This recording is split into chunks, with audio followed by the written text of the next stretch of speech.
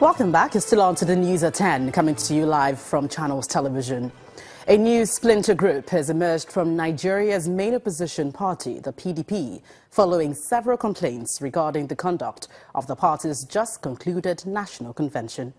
The new group is formed by former leaders of the party, Mr. Obi Nwosu, Hassan Adamu, Olushola Akindele, Godwin Duru and Franklin Edede. The spokesperson of the group insists the aggrieved members will be inaugurating a parallel national working committee in January 2018. When the People's Democratic Party left the Supreme Court on July the 12th, they probably thought the problem of leadership tussle and splinter groups stalling the progress of the party were behind them. After the court sacked Alimodu Sheriff and declared Ahmed Makarfi the authentic chairman of the caretaker committee, the coast became clear for an elective convention. December 9th was fixed, and it was a fresh start for the party that got knocked out of power at the center. Thousands of delegates gathered at Eagle Square, but the election had barely started when some members of the party raised the alarm. Everybody that has come out to vote has about this list. They condemned a circulated list containing selected aspirants who eventually became the new set of elected leaders. Today, a new group has emerged from the party, questioning the process that produced these executives. We call on all members of our great party to cease forthwith any correspondences with the illegal NWC selected through the most undemocratic way ever witnessed in the history of the party. The party, however, says it is not moved by the act they describe as comical. Elements of what I would call distractions. We are focused. We know the enemy is at work.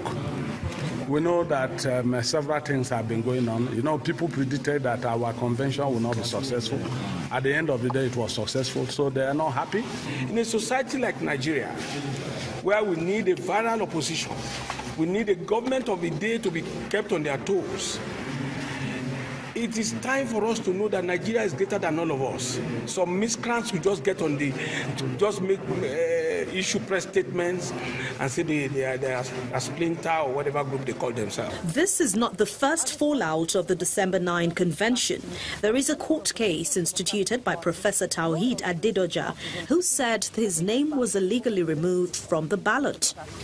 Amid this renewed crisis, the party's reconciliation committee wants all party members to get involved in the process of reconciling all aggrieved persons.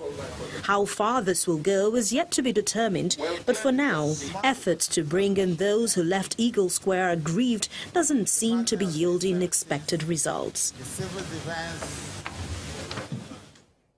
Well, that's it from the nation's capital. It's back to you, Ijoma. All right, thanks a lot, Gloria. Now, farming is the predominant occupation in Ugweke community, Bende, local government area of Abia State. But a lack of infrastructure and basic amenities is stifling the growth of the people there. Our community report tonight looks at the current challenges of the ancient kingdom.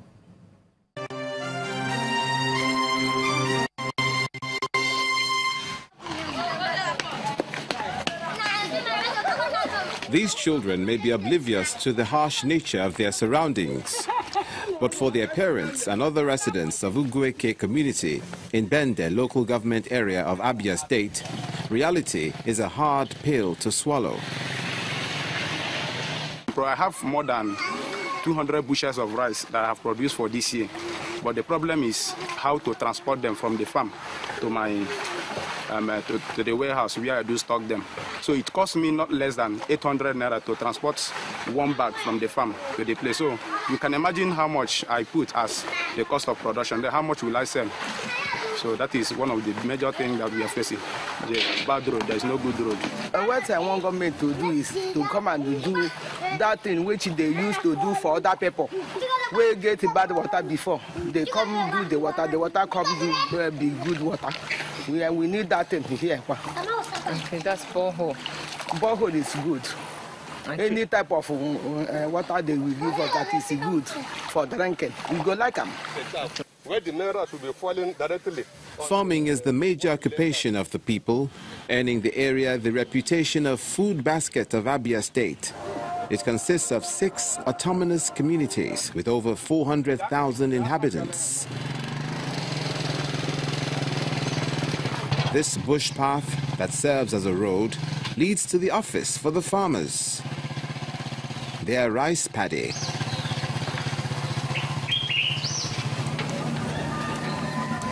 The farmers manually thresh the rice without even a threshing floor. Doing it this way, we use this method to separate the chaff from the main rice.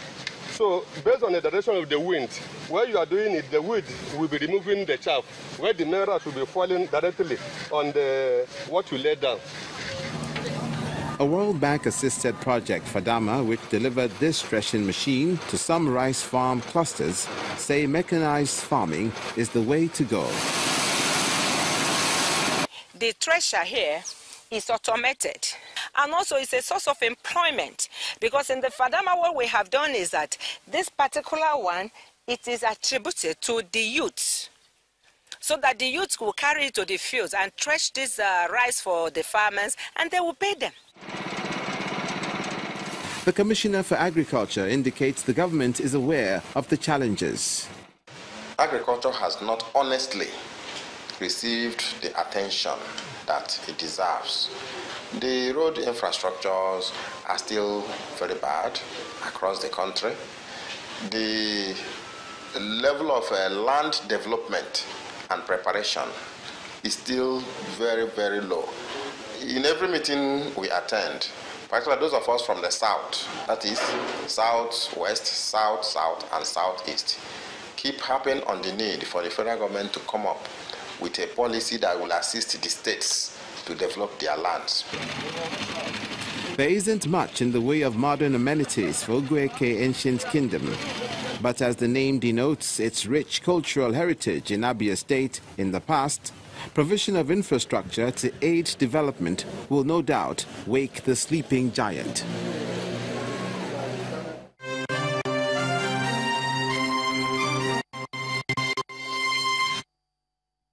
The moving train of the federal government's implementation team on digital switchover has made a stop in Ilorin, the Kwara State capital, where the digital to analog transition process has taken off. The Minister of Information and Culture, Mr. Lai Mohammed, who led other government officials to the flag-off, was confident that the digital switchover will grow the television business in Nigeria by $400 million per annum. On his part, the Director General of the National Broadcasting Commission gave the assurance that the new television experience will provide 70% local content.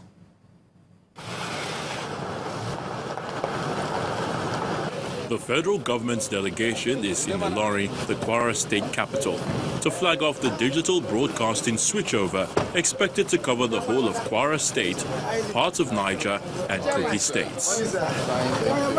The visit to Ilorin comes after the takeoff in Jos, Kaduna and Abuja, and the Minister of Information and Culture, Mr. Lai Mohammed, says the transition will grow the Nigerian television audience and boost the advertising market.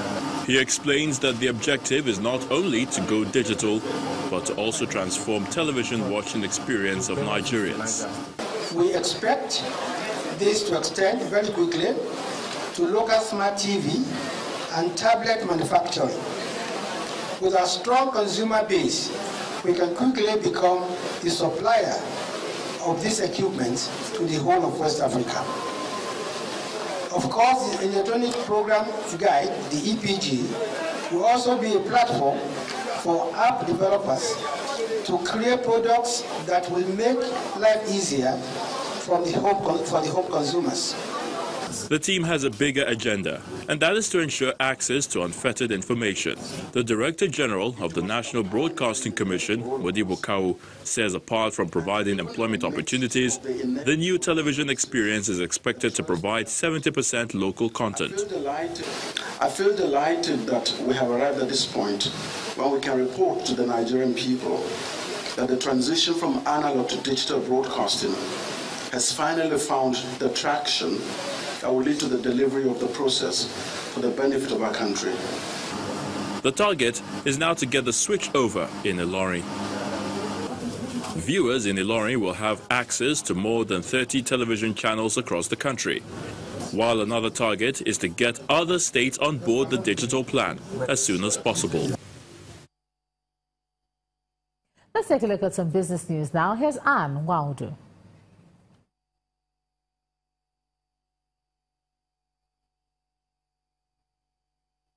You first.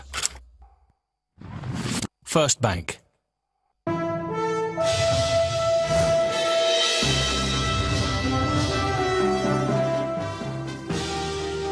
Welcome to Business News.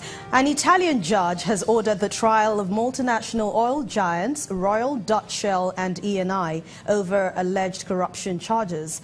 In Italy's capital, Milan, the judge today ruled that the two companies, along with its past and present executives, will face trial from March the 5th, 2018. The case involves the purchase of Nigeria's OPL 245 offshore oil field in 2011 by Eni and Shell. Both companies are charged with corruption, but they maintain that the transaction was made and it was a legal one. The central bank has directed bureau de change operators to access dollars from proceeds of international money transfer operators on December the 28th and January the 1st to ensure forex liquidity. But despite the allocation of $40,000 per BDC twice a week by the CBN, the greenback is scarce, and the president of the Association of Bureau de Change Operators of Nigeria, Mr. Aminu Gwadabe, attributes this to a surge in demand by end users at this time of the year. In the meantime, the naira remains stable at the interbank spot foreign exchange market, closing at $306.2 upon 2 naira against the dollar and $365 at the parallel market. Nigeria's stock market is back to positive territory today after profit-taking dominated the last two sessions. Emana Amawe has more for us.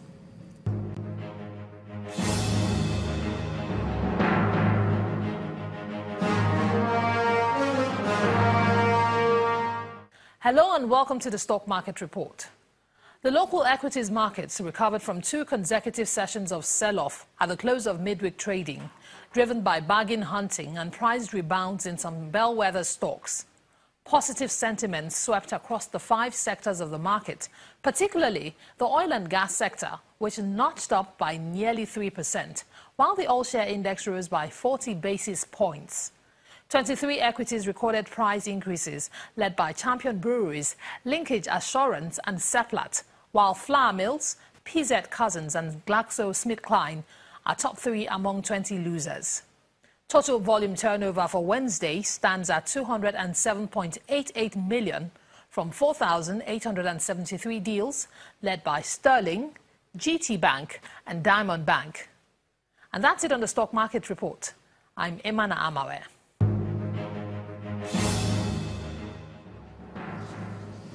Global investor sentiments are mostly lower today after U.S. approved a bill that will cut corporate tax rates to 21% from 35%. Let's see how they finished at the close of trading today.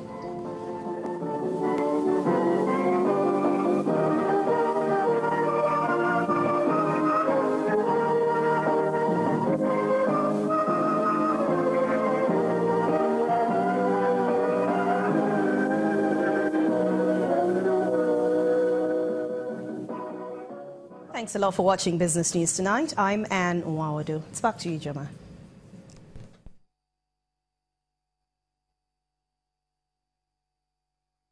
You first. First Bank. Thanks a lot, Anne. Still ahead on the news at 10, CAF President Ahmad Ahmad insists Africa's football ruling body will not shift ground on having 24 teams participate in the 2019 Nations Cup. That's on Sports News. Please stay with us.